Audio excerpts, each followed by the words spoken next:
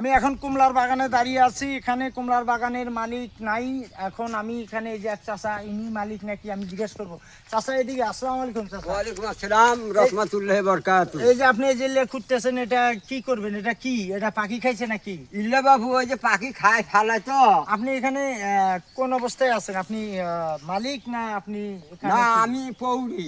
মানে এখানে এই বাগান পাওয়ার দেয়? হ্যাঁ বাগান পাওয়ার দেয়, কিন্তু এই যে বাদুর টাদুর হাবু সাবু পোক পোহালি মানে মানুষের যাতে না ছেড়ে, হ্যাঁ, হ্যাঁ, হ্যাঁ। এই জন্য আর কি হ্যাঁ, আপনি হ্যাঁ, আছেন। এই জন্য তো আর এখন কি। এই যে এগুলো যে খাচ্ছে, এই যে এখানে আছে আরো, এখানে যদি আপনাদের দেখাই যে মানে পাখি এমন পরিমাণ ক্ষতি করে, তা আসলে আপনার মালিকে কিছু বলে না? না বলে তো যে তুমি কি পহরা দাও, ওই যে বাদুরে খায়, এন্দুরে খায়, তাদের পোক পোহালি খায়, তোমাকে আঁকমু না।